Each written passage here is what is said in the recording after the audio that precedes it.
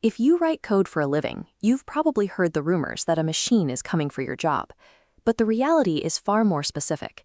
The traditional entry-level pipeline for software engineering is actively collapsing, and in its place, an entirely new, highly compensated premium tier is emerging.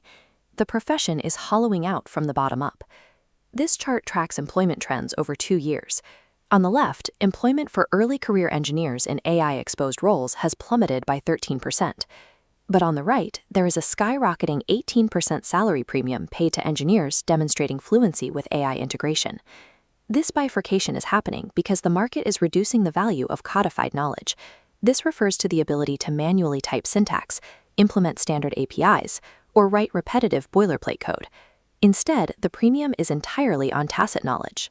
This is the ability to architect complex systems, manage project context, and orchestrate automated workflows to solve higher-order problems. Individual syntax is becoming a commodity. The market is repricing the engineering role around system-level results.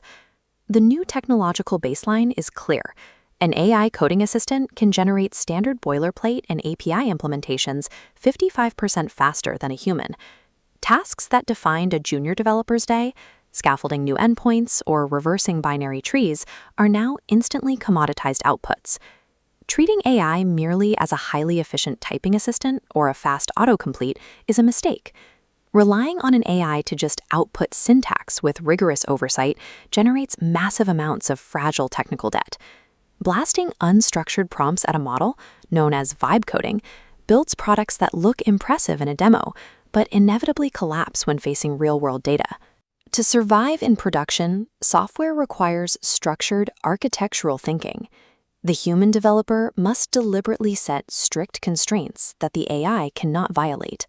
This is the domain of the AI native engineer.